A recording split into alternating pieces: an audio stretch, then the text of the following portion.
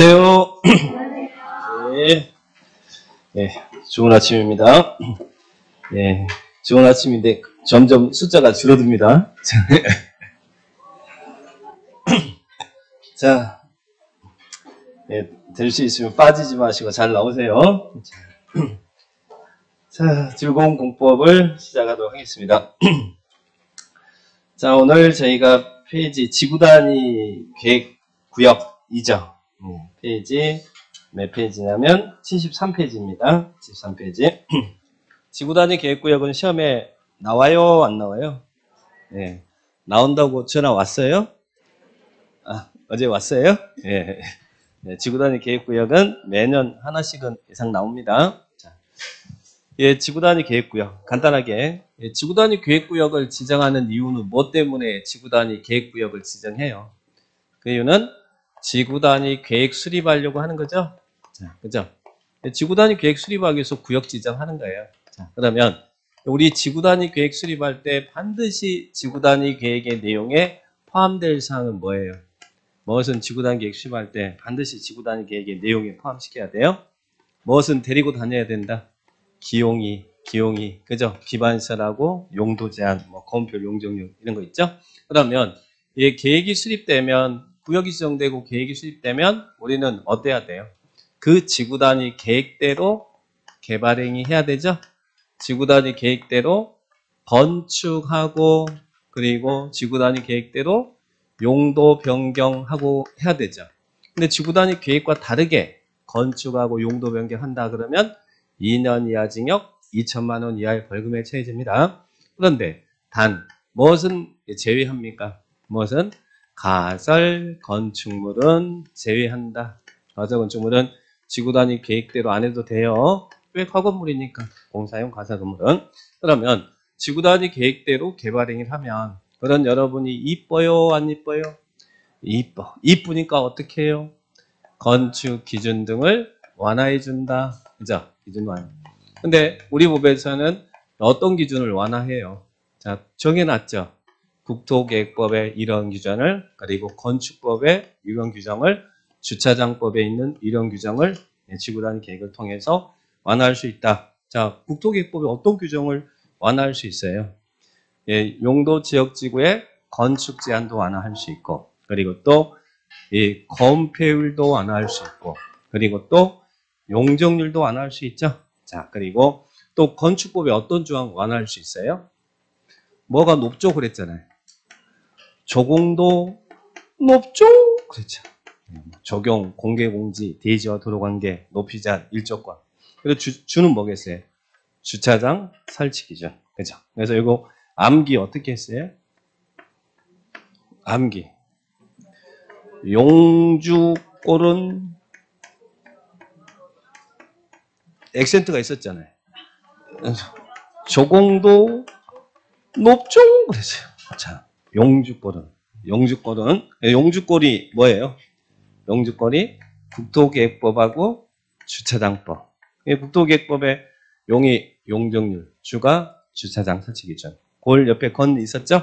지역지구의 건축 제한, 그리고 건폐율. 그리고 조공도 높죠는 건축법에 5개. 근데 건축법에는 요거만 있는 게 아니라 건축법에는 건물이 있는데 이제 분할 제한이라든지 뭐 건축선이라든지 뭐 이런 대제한의 공지라든지 뭐 이런 것들도 많이 있잖아요. 건축법에. 근데 요것은 지금 현재 우리 법에는 이 지구단위 계획을 통해서 완화할 수 있어요? 없어요?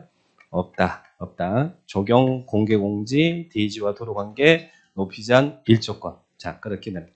근데 여기에 이제 법률이 있는 사항이고 우리 법 시행령에서는 여기에 있는 것 중에서 이렇게 나눠지죠. 도시적에서는 뭐뭐뭐 하다면 여기에 있는 것 중 이러이런 것을 완화할 수 있다. 그리고 도시적 외지역에서는 뭐뭐 하다면 지구단위 계획구역이 지정돼 계획이 수립되면 완화할 수 있다. 그죠? 자, 완화할 수 있는 사항이 또 나옵니다. 그래서 시험에 건축기준 완화가 도시적 외지역 나오면 요걸 물어본 것이고, 그리고 그냥 도시적 위에 구분하지 않고 있으면 법률에 있는 요 사항을 물어본 겁니다. 자, 그렇게 정리를 하시면 되겠고, 그 다음에 구역이 지정되고 계획이 수립돼야 되고 계획대로 개발행 해야 되고 그런데 구역이 지정됐는데 계획을 수립하지 않아요. 자, 그러면 그때는 지구 단위 계획 구역이 실효되는 규정이 있나요?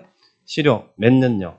3년. 3년 이내 지구 단위 계획이 결정되지 않으면 이때는 3년이 되는 날의 다음 날 구역이 실효되죠. 그리고 계획이 수립됐어요. 계획이 수립되는데 여기서 계획은 주민이 제안해서 계획이 수립됐습니다. 그러면 계획이 수립됐으면 계획대로 개발행해야 되는데 몇 년 내 목적 사업에 착수하지 않으면 5년 내 착수하지 않으면 지구 단위 계획이 실효된다. 그래서 실효 규정은 3년짜리가 있고 5년짜리가 있어요. 3년은 구역 실효, 5년은 계획 실효. 이게 지구 단위 계획의 전부입니다. 자, 이틀 정리하시면 되겠어요. 자, 그러면 여기서 하나 지구 단위 계획 구역을 지정하는데 우리는 어디에다가 지구 단위 계획 구역을 지정해요? 지구 단위 계획 구역은 지구 나오면 뭐예요? 개발이죠? 개발이 실시되는 지역에 어디를 대상으로? 지구 단위 계획 구역은 개발이 실시되는 지역에 전부를 대상으로 할 수도 있고 일부를 대상으로 할 수도 있나요?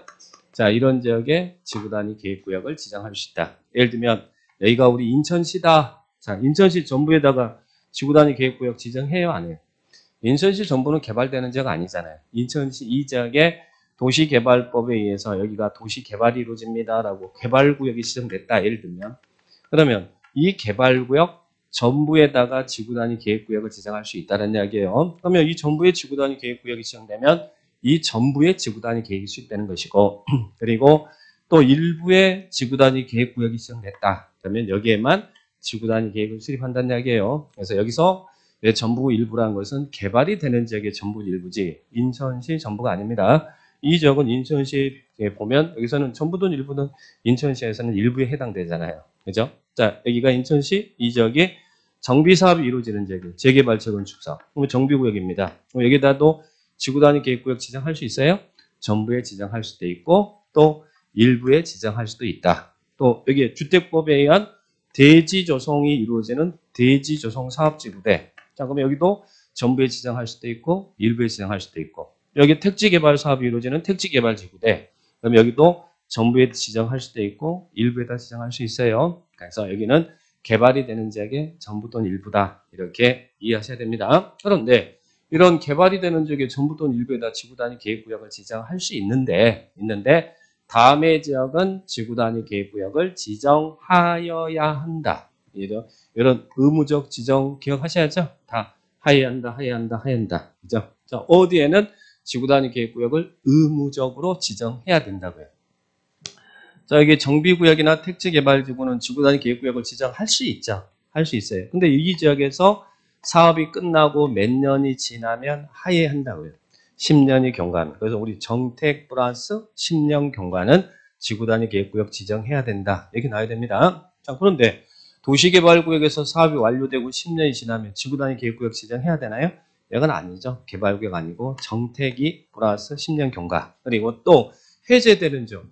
시가조정구 해제되고 공원이 해제됩니다. 해제되면 개발될 거 아니에요. 그러면 그 해제되는 지역에 전부 또는 일부에다 지구 단위 계획구역을 지정할 수 있죠. 할 수 있는데 그 해제 면적이 얼마 이상이면 30만 이상이면 하여야 한다. 그런데 여기가 어디가 해제되는데 해제 면적이 30만 이상이면 의무사항이라는 거예요. 시가조정구 해제되고 공원이 해제될 때. 근데 개발제한구역이 해제되는데 해제 면적이 30만 이상이면 지구 단위 계획구역을 지정하여야 한다 그러면 맞아요, 틀려요? 그건 의무사항이 아니라 재량이란 이야기예요. 해제 지역이. 자, 그 다음에 녹지적. 녹지적이 무슨 지역으로 바뀌어요? 주거적이나 상업적이나 공업적으로 변경된대. 그럼 변경되면 이런 지역에 개발이 되니까 전부도 일부 다 지정할 수 있잖아요. 그런데 그 변경의 경우가 30만 이상이면 뭐 해야 된다?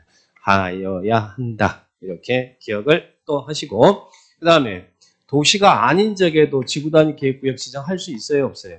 개발이 되는 지역은 도시적만 아니라 도시가 아닌 지역에도 개발이 되면 지구 단위 계획구역 지정할 수 있죠. 근데 도시가 아닌 지역에는 지구 단위 계획구역을 지정하려면 특정한 지역에 특정한 요건이 갖춰져야 할 수 있잖아요.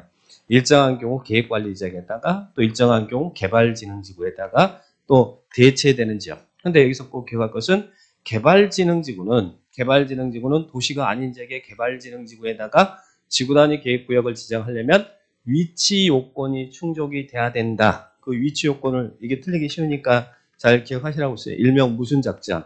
135 작전. 그래서 주거개발진흥지구와 특정개발진흥지구는 어느 지역 위에 위치해야 돼요. 계획관리지역에 위치하고 있어야 그 개발진흥지구에다가 지구단위 계획구역을 지정할 수 있어요. 자, 주특계. 그리고 산업유통개발진흥지구는 어느 지역 위에 위치하고 있어야 돼요. 계획관리지역에 지정돼 있거나 아니면 생산관리지역에 있거나 농림지역에 있을 때, 그럴 때 지구단위 계획구역 지정할 수 있다. 그리고 관광휴양은 어디예요? 예, 도시적 외의지역. 도시적 외의지역이면 여기에 있는 계획관리, 생산관리, 농림지역뿐만 아니라 자연환경 보전지역, 보존관리지역 5개 지역이 도시적 외의지역이잖아요. 이런 지역에 위치하면 지구단위 계획구역 지정할 수 있다. 이런 부분이 잘 틀리는 부분이니까 잘 기억을 딱 하시기 바랍니다. 자, 그리고 간단하게 또 한 번만 뒤에 있는 부분들 여러분들 있은 거. 자, 지구단위 계획의 수립 기준. 기준은 누가 정하고요? 이 기준은 국장이 정한다. 근데 지구단위 계획구역 지정돼서 계획이 수립될 때 반드시 지구단위 계획에 포함될 사항 무엇은 데리고 다녀야 된다고요? 기용이 기억하셔야 됩니다. 나머지들은 지구단위 계획을 통해서 도시관리 정할 수 있는데 요 놈은 지구단위 계획 수립할 때 반드시 정해야 된다. 그래서 반드시 정해야 될 내용 기용이 기억합니다. 기반시설의 배치와 규모, 용도 제한, 건폐 용적률, 건축 높이, 최고 최저한 도안상. 그리고 실효 있죠. 구역 실효는 3년, 계획 실효는 5년. 계획은 주민이 제안했을 때, 그래서 실효는 무조건 다음 날. 자, 그러면 이렇게 구역이 지정되고 계획이 수립됐습니다. 그러면 우리는 계획대로 개발해야죠. 그래서 그런 여러분이 이쁘다, 그죠? 이쁘니까 기준 완화해 준다. 자, 용주권은 조공도 높죠? 그 범위 내에서 도시적, 외의적으로 나눠졌을 때는 현재 지구단위 계획으로 도시적과 도시적 외의적에 완화될 수 있는 범위가 이게 나눠져 있죠. 근데 이런 지역지구 건축 제한이라든지 건폐 용적률은 도시적이든 도시가 아닌 지역이든 다 공통적으로 완화될 수 있어요. 그리고 완화되는 맥스도 똑같다라는 거. 해당 지역에 적용되는 용도 지역에 적용되는 건폐율은 150을 넘어가면 안 되고 150이라는 건 1.5배를 넘어가면 안 되고 용적률은 2배를 넘어가면 안 된다. 그죠? 그리고 지금 현재 도시지역 외지역에서는 아까 계획관리지역이나 개발진흥지구나 대체되는 지역에 지구단위 계획구역 지정되면 해당 용도 지역에 적용되는 건축 제한, 건폐 용적률 이 3개만 완화되지 뭐 주차장 설치 기준이라든지 높이 제한은 도시적 외지역에서는 완화 규정이 아니죠. 그것은 도시지역에서 완화된다. 그리고 또 시험에 잘 나오는 것은 지구단위 계획의 목적이 차 없는 거리 조성, 한옥마을 보장 이런 경우는 차가 없어도 되니까 주차장 안 만도 된다는 이야기죠. 설치 기준 최대 얼마까지? 100%까지 완화할 수 있다. 이런 규정들 잘 체크를 해 놓으시기 바랍니다. 자, 그러면 그와 관련해서 이제 문제를 한번 쭉 한번 검토해 보겠습니다.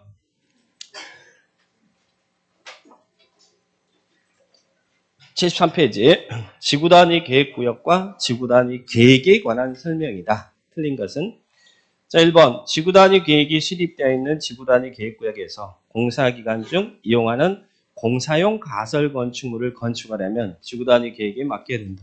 아까 지구단위 계획 수립되면 지구단위 계획대로 건축하고 용도 변경해야 된다고 그랬잖아요. 근데 무엇은 안 해도 돼요?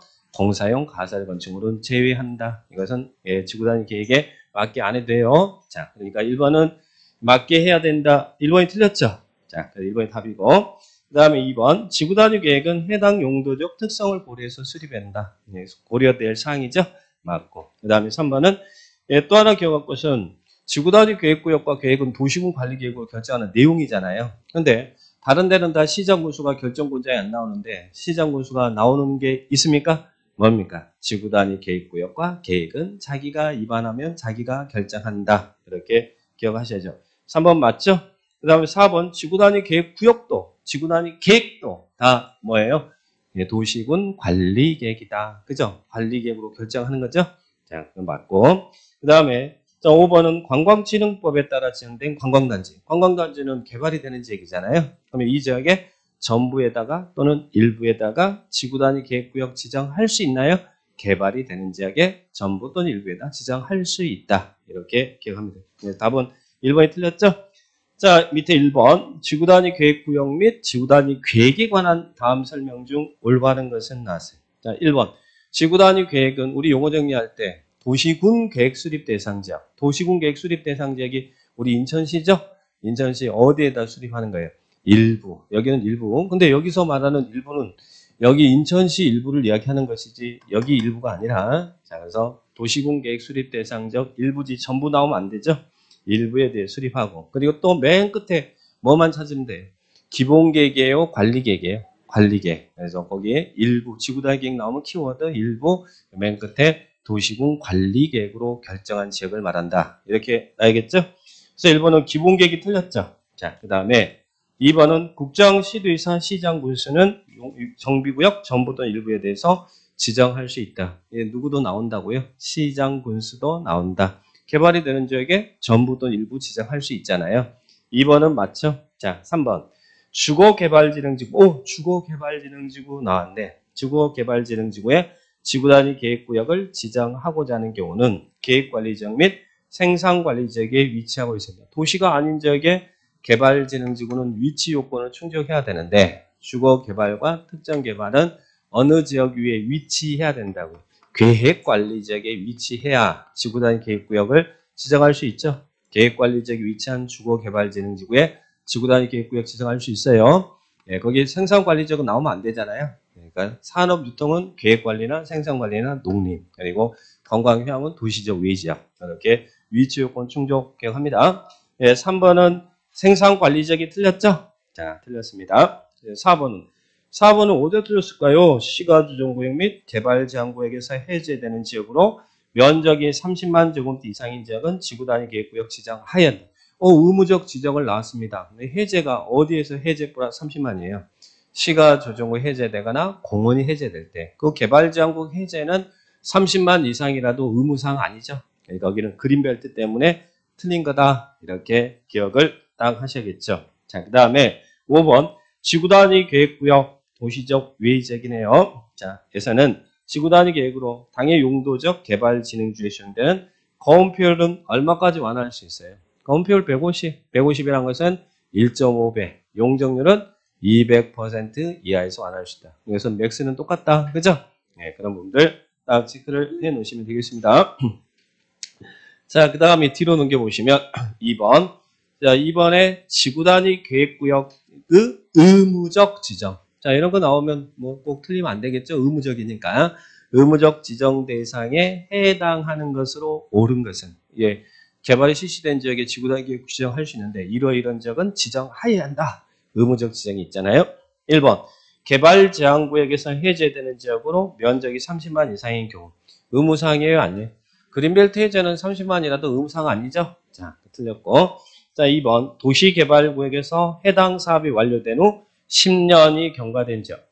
개발구역에서는 사업이 완료되고 10년 경과도 의무사항 아니잖아요. 어디가? 예. 정택 플러스 10년 경과. 정비구역이나 택지개발지구에서 사업이 완료되고 10년 경과돼야 되죠?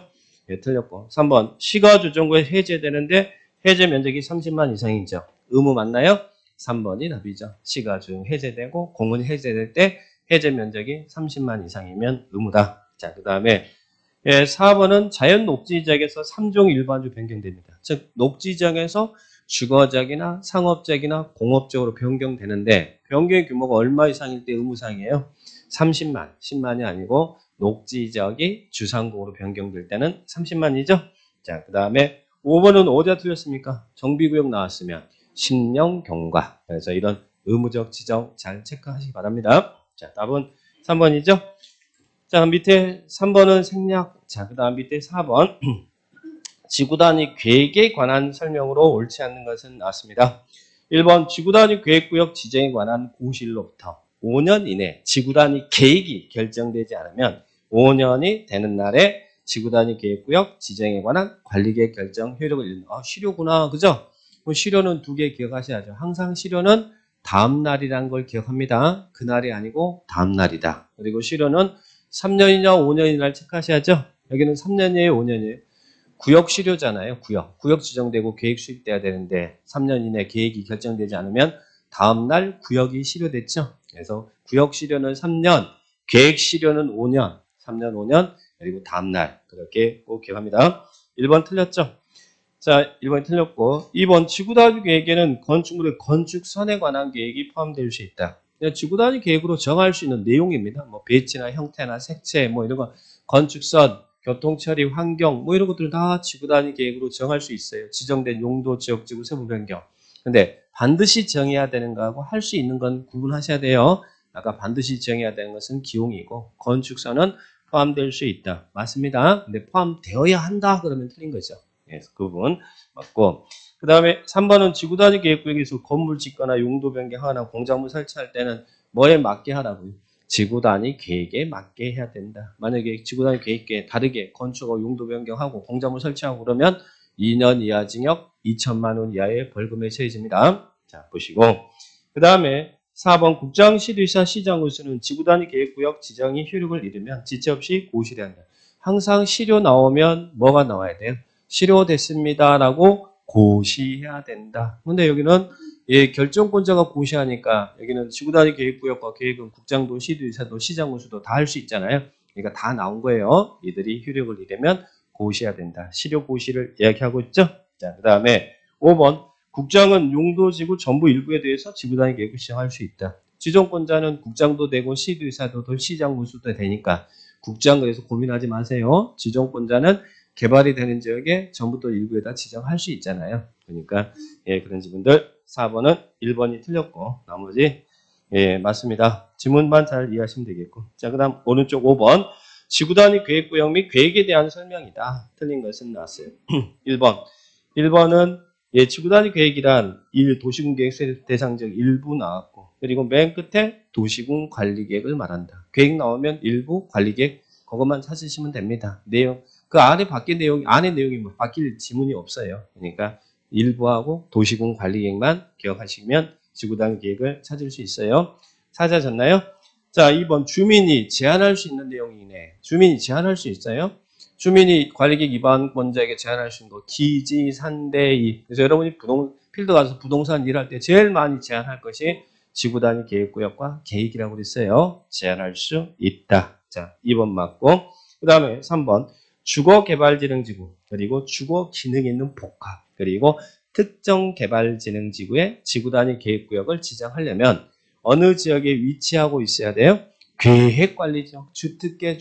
여기도 물론 주거기능 있는 복합도 포함합니다. 그래서 주거개발과 특정개발은 계획관리지역에 위치해야 지구단위 계획구역을 지정할 수 있다. 그래서 개발진흥지구는 위치 요건을 항상 기억하셔야 됩니다. 자, 그러면 3번도 맞죠? 그 다음에 4번은 지구단위 계획 안에서는 지구단위 계획으로 용도 종류 규모를 완화 적용할 수 있다. 이쁘니까 완화해준다. 그 다음에 5번을 보니까 지구단위 계획구역이 결정고시된 날부터 3년 이내 지구단위 계획이 결정고시되지 않으면 3년이 되는 날에 구역 지정에 관한 그 결정은 효력을 잃는다. 나왔죠? 시료 나오면 제일 먼저 찾을 거 뭐부터 찾으라고? 다음 날부터 찾아요. 다음 날. 그리고 나서 숫자 찾아요. 항상 시료는 무조건 그날이 아니라 다음 날이다. 그러면 여기는 3년은 맞잖아요. 구역시료와. 그런데 어디가 틀렸어요? 3년이 되는 날에 그럼 틀리죠? 시료나 해제는 다음 날. 이렇게 기억을 딱 하시기 바랍니다. 답은 5번이죠? 자, 5번이다. 자, 보시고. 그 다음 6번 생략합니다. 자, 그 다음에 뒤로 넘겨보시면. 자, 건축 완화 규정인데요. 대표형 생산관리지역 내 산업유통개발진흥지구로 지정된 곳에 지구단위 계획구역으로 지정하면 생산관리지역에 산업유통개발진흥지구 지정되어 있으면 지구단위 계획구역 지정할 수 있어요? 없어요? 있죠. 여기 산업유통개발진흥지구는 계획관리지역에 위치하거나 생산관리지역에 위치하거나 농림지역에 위치하면 지구단위 계획구역 여기다 지정할 수 있잖아요. 그래서 여기다 지금 지구단위 계획구역을 지정했대요. 지정하면 최대한 완화하여 적용되는 건폐율 용적률은 얼마까지 가능하느냐 나왔습니다. 자, 우리는 산업유통개발진흥지구는 도시적 외개발진흥지구죠. 그리고 어디서 찾아야 돼요? 지금 산업유통개발진흥지구의 건폐율이 얼마고 용적률이 얼마인지 알아야 그래야 거기에다가 1.5 곱하고 2배 곱하고 할 거 아니에요. 그죠? 그럼 산업유통개발진흥지구는 건폐율이 얼마예요? 이거 우리 안 배웠던 것 같은데, 그죠? 그럼 이거 우리 용도 지역이 아니잖아요. 그러면 우리 앞에서 배웠던 뭐 봐야 돼? 별도 지정, 건폐율, 용적률. 그래서 우리는 별도 지정, 건폐율, 용적률 그러면 어떻게 외웠어요? 시, 개, 수, 공, 농, 구. 여기서 개가 도시적 외유개발진흥지구입니다. 도시적 외유개발진흥지구. 그러면 시계수 공농국 쭉 4, 6, 7, 8, 쭉 4, 6, 7, 8. 용적률은 위, 아래 없고, 그리고 여기는 백, 빨, 백, 중. 백발백중 그랬죠? 백발백중. 180, 100, 150, 백발백중. 그러면 도시적 외유개발진흥지구에 적용되는 건폐율은 40, 그리고 용적률은 100%잖아요. 근데 여기에다가 지금 지구단 계획구역이 지정됐다는 이야기죠. 그러면 해당 지역에 적용되는 건폐율이 얼마예요? 1.5, 150이니까 그 용적률은 2배, 200. 그러면 여기서는 지구단위 계획, 여기에 지구단위 계획구역이 지정되면 지구단위 계획으로 해당 지역에 적용되는 건폐율 얼마예요? 60%까지 완화할 수 있고 40이니까 그리고 용적률은 2배 완화할 수 있으니까 200%까지 완화할 수 있다. 이렇게 정리를 하셔야겠죠? 자, 그러면 답은 몇 번이 답이에요? 3번이 답이다. 치계수 공농국 쭉 4, 4, 6, 7, 8, 백발백중. 크게 이제 또 여기서 써먹네. 그죠?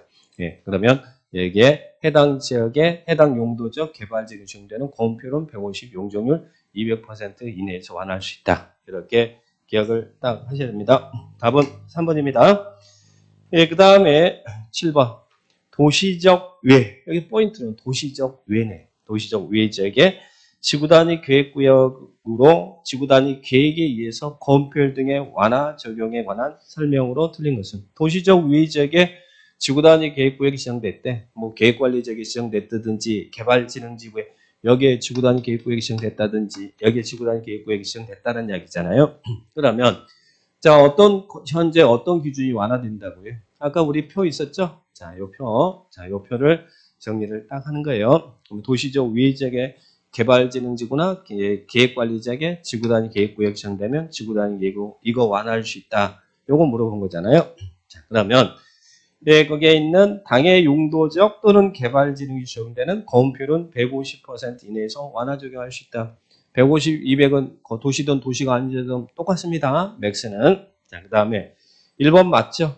도시적 위해지역에서 완화할 수 있잖아요. 2번 당해 용도적 또는 개발진흥지역에 적용되는 용적률 200% 이내에서 용적률을 완화하여 적용할 수 있다. 건폐율 150, 용적률 200 맞죠? 그 부분 정리하시고. 그 다음에 3번 당해 용도지역에 적용되는 건폐율 높이 120% 이내에서 높이 제한을 완화 적용할 수 있다. 자, 이 높이 제한이나 주차장 설치 기준은 도시지역에서 지구단위 계획을 통해서 완화할 수 있는 사항이지 도시적 외지역에서는 완화 규정이 아닙니다. 그러니까 거기는 3번은 지금 문제 지문이 도시적 외의 지구단위 계획구역에서 이렇게 문제를 질문했잖아요. 그러니까 3번은 틀렸죠? 높이 제한이나 주차장 설치 기준은 도시지역에서만 완화되는 규정입니다. 자, 3번이 틀렸고. 그 다음에 4번. 계획관리지역에 지정된 개발진흥지구 내 지구단위 계획구역에서는 용도, 종류, 규모 등을 완화 적용할 수 있다. 자, 맞나요? 이거다. 건축 제한 완화할 수 있다. 그죠? 예, 건축 제한 완화할 수 있다. 그 다음에 5번입니다.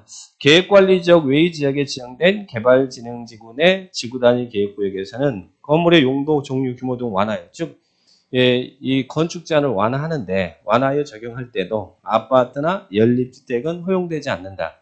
이 말이 무슨 말이에요? 우리 원래 여기 우리가 이렇게 있으면 도시적 있고 관리적 있고 그리고 농림적 있고 자연환경 보전적. 관리적에도 계획관리, 보존관리, 생산관리, 보존관리, 도시적 외적 5개의 지역이 있잖아요. 근데 원래 관리적에 아파트 지을 수 있어요, 없어요?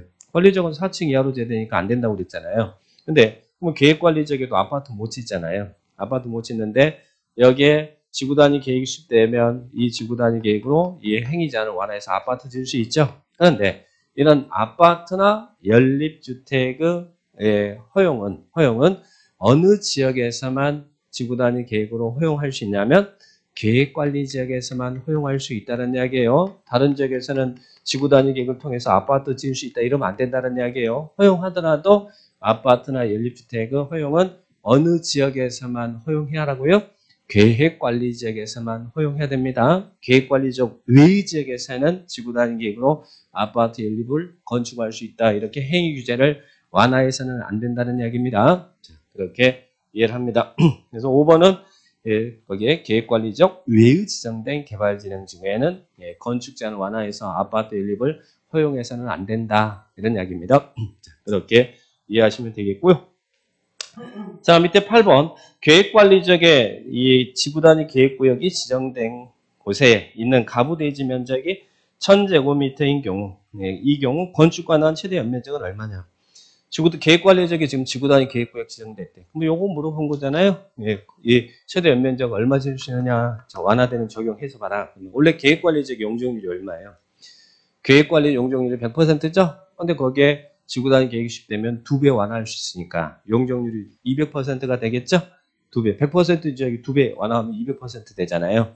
그러면 뒤지 면적이 1000이면 1000 곱하기 용적률 200%니까 1000 곱하기 2 하면 지을 수 있는 연면적은 2000이죠. 대지 면적이 2배 지을 수 있다는 이야기죠. 원래는 지구 단위 계획 구역이 지정이 안 되면 대지 면적이 1배만 지을 수 있는 지역이 지구 단위 계획이 시작되면 2배까지 올릴 수 있다. 그러니까 연면적은 얼마라고요? 2000. 그래서 답은 5번이죠. 이렇게 기억하시면 되겠고. 자, 9번입니다. 9번은 자, 여러분이 이제 거기 보니까 일반 상업적 내 지구 단위 계획구역이고 그 대상 지역이 어디예요? 일반 상업적이나요? 일반 상업적인데 여기에 지금 지구 단위 계획구역이 지정되고 지구 단위 계획이 시행됐다는 이야기 있잖아요. 근데 거기에서 여러분이 건폐율이 60이고 대지 면적이 400제곱미터인 부지에 건물을 지으려고 하는데 그중 일부를 공공시설 부지로 제공한대. 400제곱미터 중에서 얼마를 공공시설 부지로 제공한다고요? 100제곱미터를 공공시설 부지로 제공한다. 이럴 때 공공시설 부지를 제공했을 때 지구 단위 계획으로 완화하여 적용할 수 있는 건폐율의 최대 한도는 얼마냐? 그래서 우리 보면은 이제 공공시설 부지 제공하면 막 요만큼 완화할 수 있다, 요만큼 완화할 수 있다. 그런 공식이 있어요, 없어요? 자, 우리 유학집 한번 봐볼까요? 유학집 있으세요? 물론 유학집 가져오셨겠죠? 네, 믿습니다. 자, 거기에 있는 우리 유학집에 지구 단위 계획 페이지 몇 페이지냐면 그 공식이 나와 있어요. 52페이지 보시면 표 밑에 꼼꼼 체크 그래서 공공시설 부지 제공하면 지구 단위 계획을 통해서 건폐율을 요만큼 완화할 수 있다. 용적률 요만큼 완화할 수 있다. 높이 제한 요만큼 완화할 수 있다는 공식이 나오죠. 실은 이런 공식도 시험에 우리 기출이 됐었습니다. 얘 같은 9번 같은 이런 유형도. 자, 그런데 이런 거 나오면 계산 문제 나오면 어렵다고 그랬어요? 쉽다고 그랬어요? 공법 계산 문제가 장난이다 그랬어요. 장난이다. 뭐든지 장난입니다. 어려운 학계론도 푸시는데 뭐 이건 못 풀겠습니까? 자, 그러면 공공시설 부지 제공하면요. 제공 비율만큼 완화해 줍니다. 제공 비율만큼. 예를 들면 내가 400제곱미터 땅을 가지고 있었다. 그런데 그 400제곱미터 중 얼마를 공공시설 부지 제공했다고요? 100제곱미터. 그러면 당의 전체 대지 면적의 4분의 1을 제공했잖아요. 그러면 여기 얼마를 제공한 거예요, 비율이? 25% 비율 제공한 거죠? 그죠? 대지 면적의 제공 비율만큼, 대지 면적 제공 비율만큼, 전체 대지 면적 중에, 그러면 여기 25%만큼 더 지을 수 있도록 늘려주겠다라는 얘기. 그러면 원래 건폐율이 얼마입니까?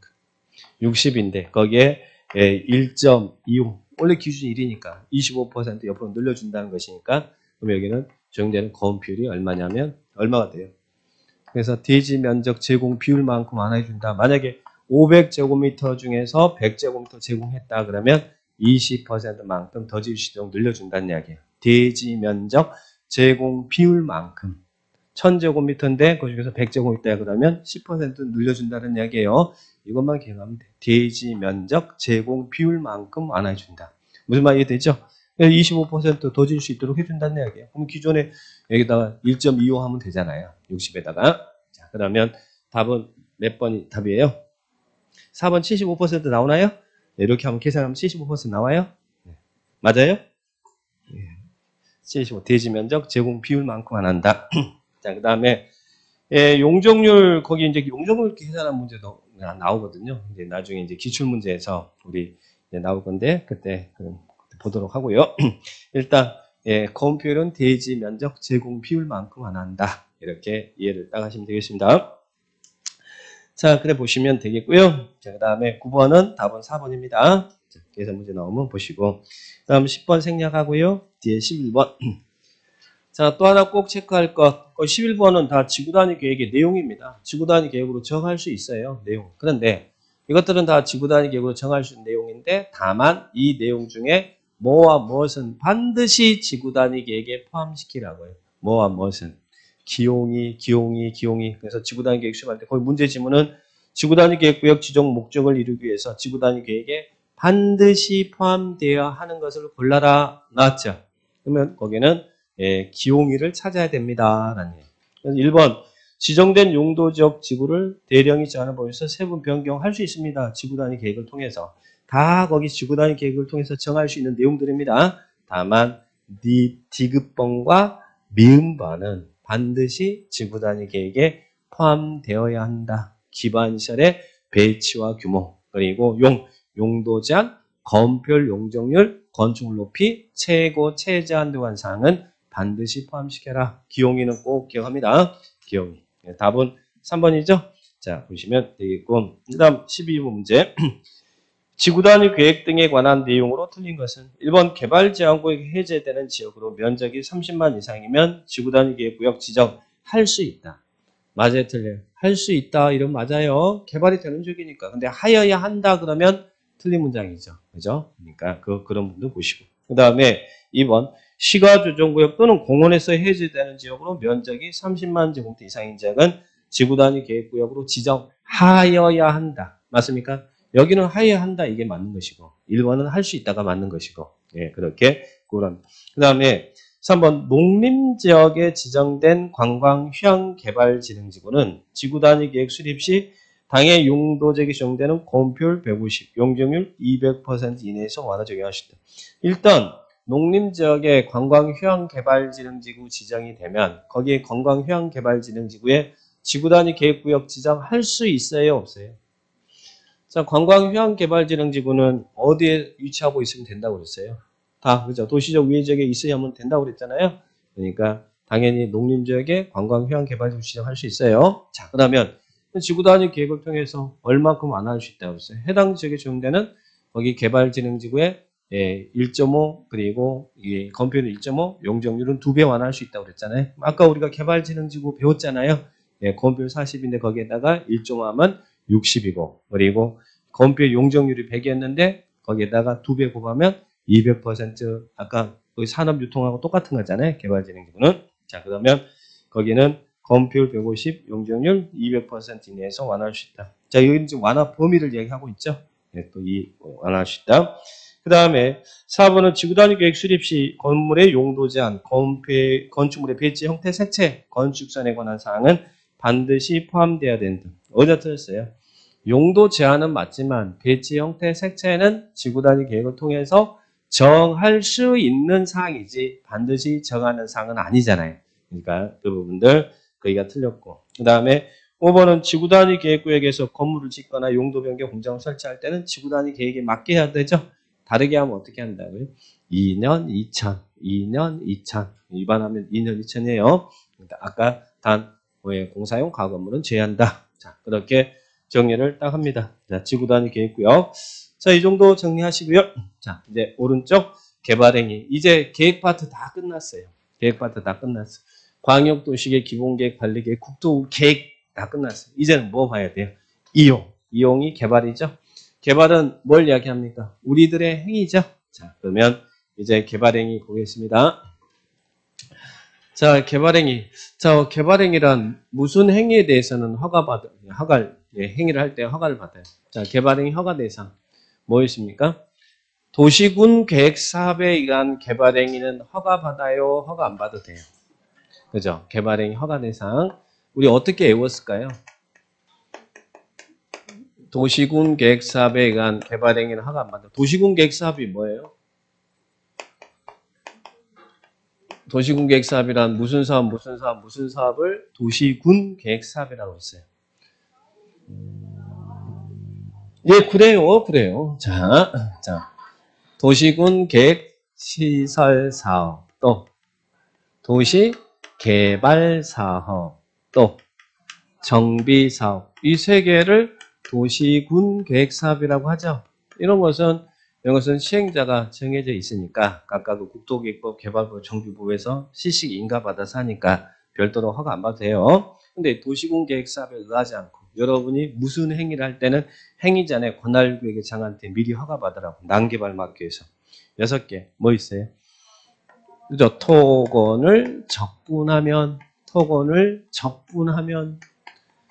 형 벌이에요, 형이에요? 형을 받는다 그래요. 이 벌은 여기서 나오면 안 돼요. 벌은 어디서 나와야 돼? 형 벌을 받는다. 어디서 토건을 적분하면 형 벌을 받는다. 어디서 나오긴 나와. 나중에 개발구역, 정비구역이 시작되면 그때 이제 중목의 벌죄, 식죄까지 나오는 것이고 여기서는 형을 받는다. 이게 다 형을 받는다. 토건을 적분하면 형을 받는다.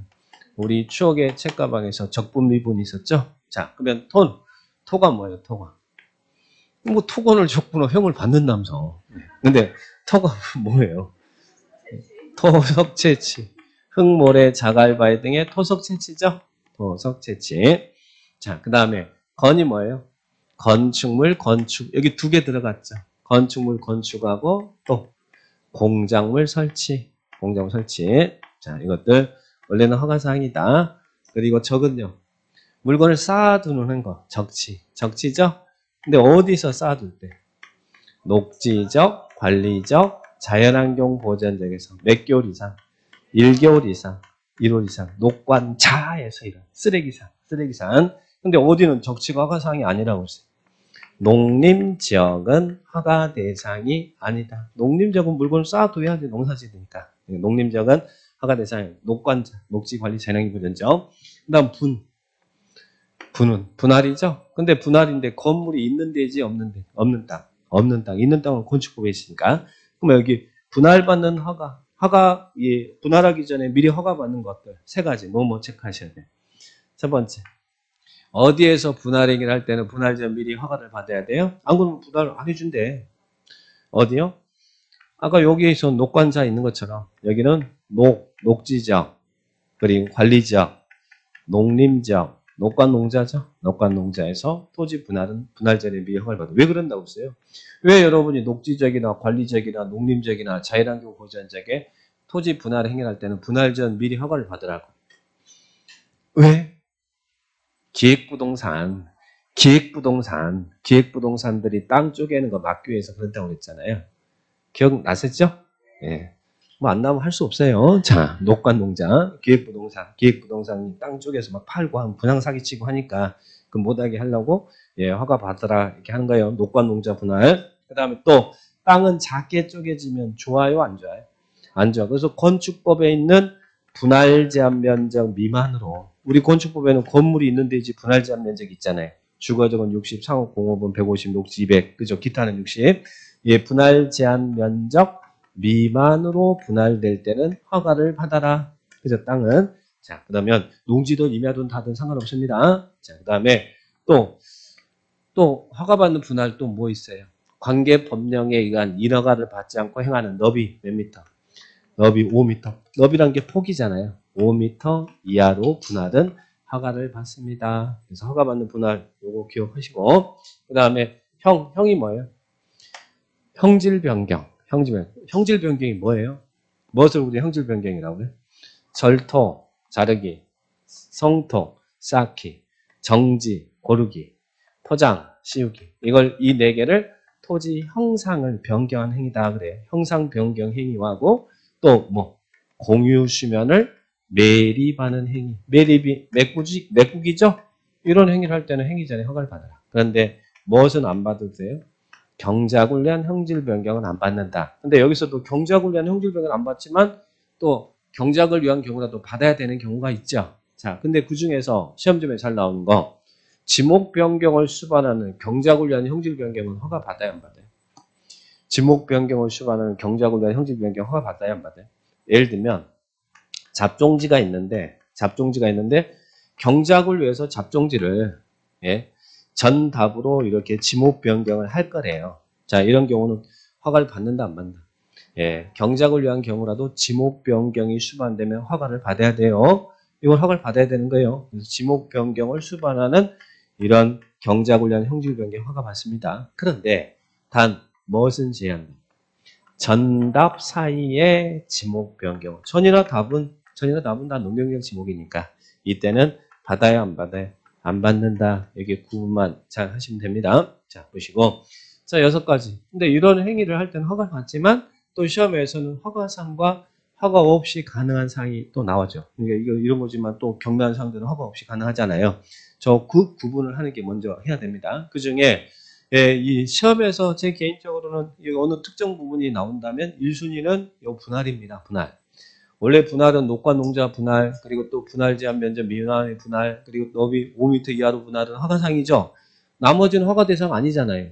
근데 이런 허가받는 분할이라 하더라도 분할 사유가 이런 경우는 허가 없이 가능하다. 그래서 허가 없이 가능한 분할 사유가 5개가 있잖아요. 그 5가지를 잘 구분해서 비교해서 정리해 주셔야 돼. 어떨 때는 분할의 목적이 어떨 때는 허가 없이 가능해요. 분할 제한 면적 미만이라도 분할의 목적이 무슨 목적이면 사도법에 의한 사도 개설 허가를 받기 위한 분할은 허가 없이 가능합니다. 그리고 토지 일부를 뭘로? 공공용지, 공용지로 이용하기 위한 분할은 허가 없이 가능하다. 공공용지, 공용지로 이용하기 위한 분할. 그리고 또 우리 국유재산 그러면 무슨 재산 있어? 예, 행정재산, 일반재산 있죠? 행정재산을 용도 폐지한다든지 일반재산을 매각, 교환, 양형. 국유재산 분할은 허가 안 받아도 된대. 자, 그 다음에 또 관리계획이 결정되면 지용도면 작성하고 고시해야 되죠? 지용도면 고시가 된 분할. 이것은 허가 없이 가능. 누가 봐도 느낌상 컨디션만 좋으면 뭐 사도, 공공용지, 그리고 또 행정재산, 일반재산, 지용도면 고시. 이런 것들은 왠지 허가 없이 가능할 것 같은 그런 느낌적인 느낌 있나요? 아, 그런 느낌이 없어요? 아, 있을 것 같은데. 다들 오늘 컨디션이 안 좋은 거예요. 컨디션이 좋으면 이런 느낌이 있는데. 네, 안 좋아요. 근데 이제 조심할 건 5번째 거라고 했어요. 5번째 거. 아까 너비 5m 이하로 분할은 효용이 떨어지니까 허가상이라고 그랬잖아요. 그죠? 그런데 너비 5m 이하로 이미 분할되어 있대, 이미. 제가 가로 장방향이 했잖아요. 세로가 5m고 가로가 30m인 가로 장방향 땅이 이렇게 있다는 이야기예요. 해당 지역은 주거지역이에요. 주거지역에서는 분할 제한 면적이 얼마예요? 60제곱미터 기준에 미달되면 허가 받아야 되잖아요. 그런데 너비 5m 이하로 이미 분할된 땅이 있어. 그러면 이 땅은 면적이 얼마예요? 가로 곱하기 세로니까 150제곱미터잖아요. 근데 여기를 또 분할했대. 이미 분할된 땅을 분할했어요. 반반씩 분할하면 75, 75죠. 그러면 분할 제한 면적 이상이 됐어요? 미만이에요? 이상이면 이때는 허가 없이 분할할 수 있다 이 말이에요. 너비 5m 이하로 분할을 허가를 받아야 되지만 5m 이하로 이미 분할된 땅을 건축법에 의한 분할 제한 면적 이상의 분할은 허가 없이 가능. 그러니까 요거 없으면 요거는 허가 받는 것이고, 그리고 이제 요게 있으면서 이미 이상이 있다 그러면 허가 없이 가능하다. 요것만 주의를 해 주시기 바랍니다. 자, 그 다음에 원래는 여러분이 이런 행위를 할 때 허가를 받아야 되잖아요. 허가 받아야 되는데 허가 받은 사항을 변경할 거예요. 변경할 때도 허가 받아야 안 받아요? 변경은 똑같은 행위로 보라고 그랬잖아요. 변경 허가 받아야 돼요. 그런데 무엇은 허가 없이 가능하다고요. 자, 그죠? 경미한 변경. 자, 사업기간을 뭐 하는 거? 단축. 연장 그러면 안 돼요. 커지는 건 아니에요. 사업기간을 시험 질문이 참 잘 나왔던 질문이에요. 사업기간을 단축한다. 또 허가받은 부지 면적이나 건축 연면적을 몇 퍼센트 범위 내에서 5%, 10% 아니에요. 우리는 여기 공적개발은 시행자가 10%가 경미하고 우리는 5%가 경미하다고 했어요. 5% 범위 내에서 뭐하는 거? 축소, 확대하는 것은 5%라도 허가를 받습니다. 단축하고 축소는 허가 없이 가능한 경미한 변경이다. 이것도 꼭 기억하시고. 그 다음에 도시공계획 사업은 허가 받아야 안 받아요? 안 받는다. 그리고 경작 받아야 안 받아요? 안 받는다. 단 경작이라도 지목 변경이 수반되는 경작은 받는다. 단 전답 사이의 지목 변경은 안 받는다. 이런 부분들 딱 기억하시기 바랍니다. 자, 그리고 개발행위 규모. 자, 개발행 규모는, 자, 여기 간단히 볼게요. 개발행 규모는 우리가, 여러분 제가 돈이 있으면 어느 지역에 땅 사라고 그랬어요. 계획관리 지역에 땅 사라고 그랬죠? 계획관리 지역에 무슨 땅 사라고 그랬어요? 농지 사라고 그랬어요? 임야 사라고 그랬어요? 농지. 임야는 왜 사면 안 돼요? 임야는 개발행이 힘드니까. 농지는 개발행이 쉬워요. 농지 사가지고 뭐 하려고? 농사 지으려고 아니면 돼지 만들려고? 돼지 만들어서 뭐 하려고요? 노보텔? 여기는 노보텔 지면 안 돼요. 전원주택 지어야 돼. 전원주택이나 공장 지으려고. 자, 공장 지으려고. 깜짝 놀랐습니다. 갑자기 노보텔 나와서. 자, 그러면, 자, 여기가 농지가 돼지가 되려면 그냥 놔두면 돼지가 되나요? 토목공사 해야 되잖아요. 형질 변경해야죠? 이 형질 변경이 개발행위잖아요. 그러면 우리 법에서는 이런 용도 지역별로 개발행위를 할 수 있는 규모가 정해져 있어요? 정해지지 않았어요? 다 정해져 있다는 이야기예요. 이 용도적별 개발행위 규모가 아직 시험에 안 나왔습니다. 안 나왔으니까 개발행위 규모는 5천, 1만, 3만이죠. 5천, 그리고 5천 미만, 5천 미만, 그리고 1만 제곱미터 미만. 이게 이제 허가의 기준이라는 이야기예요. 용도적마다. 자, 그러면 여러분은 요 3만짜리는 좀 기억해 주셔야 돼요. 3만하고 5천 기억하시고 1만은 그냥 나머지 1만이라고 생각하시면 돼요. 용도 지역별로 개발의 규모가 있습니다. 자, 공업지역은 개발의 규모가 얼마예요? 3만 미만. 그리고 저 문제는 요겁니다. 관리지역과 농림지역이에요. 관리지역, 농림지역은 비도시지역인데 개발의 규모가 3만 미만이다. 이게 왜 그러냐면 공장 설치 유도하기 위해서 그런 거예요. 자, 그러면 계획관리지역에 여러분이 허가받아서 할 수 있는 개발의 규모는 얼마란 이야기예요? 계획관리지역에서 허가받아서 할 수 있는 개발의 규모는 얼마란 이야기예요? 3만 미만이란 이야기. 아니, 관리지역 나오면 맞추고 계획관리지역 나오면 못 맞추고 그러면 안 되지. 관리지역 안에 계획관리도 있고 보전관리도 행상관리도 있으니까. 그러니까 여기는 3만 미만이죠? 자, 그러니까 공업지역, 관리지역, 농림지역은 3만 미만. 그리고 토지 규제가 가장 강한 지역이 어디라고 했어요? 용도. 그죠? 도시 안에 보존 녹지하고, 그리고 또 전국 토지 중에 제일 규제 강한 지역, 자연환경 보전지역은 여러분, 이게 만약에 자연환경 보전지역이다거나, 그러면 형질 변경 허가받아서 할 수 있는 규모는 5천 미만이라는 이야기예요. 5천 미만. 그럼 나머지 용도 지역은 뭐 주거지역, 상업지역, 자연녹지, 그리고 생산녹지, 나머지는 1만이죠. 그러니까 1만까지 외우지 않아도 5천하고 3만만 딱 좀 외워놓으세요. 5천하고 3만. 이런 규모. 아직 시험에 안 나왔다고 그랬어요. 우리 도시개발법의 개발 구역 지정 규모는 시험에 출제가 됐어요. 그런데 우리 국토계획법에 우리가 허가받아서 할 수 있는 이 개발의 규모는 아직 시험에 안 나왔으니까 이런 거 나왔는데 틀렸다. 그럼 어떻게 돼야 돼? 큰일 납니다. 큰일 나요. 그러니까 이런 것들 나오고 기본적인 것들은 꼭 맞추셔야 돼요. 어려운 거 틀려도 돼요. 어려운 거 맞췄다고 누가 뭐 자랑하고 그런 사람들 이상하게 쳐다봐요. 아니, 어려운 거 틀리는 게 당연한 것이지. 뭘 어려운 걸 맞추고 그래. 근데 기본적인 걸 또 틀리면 안 되지. 기본적인 것은 꼭 맞추시고. 공법은 기본만 잘하면 돼요. 기본만 잘하면 돼요. 기본이 돼 있어야 돼요. 자, 그렇게 정리를 하시면 되겠습니다. 자, 그래서 이런 규모 한번 보시고요. 자, 그 다음에 이제 개발행위 절차 있는데, 이거는 관련해서 문제를 풀면서 보죠.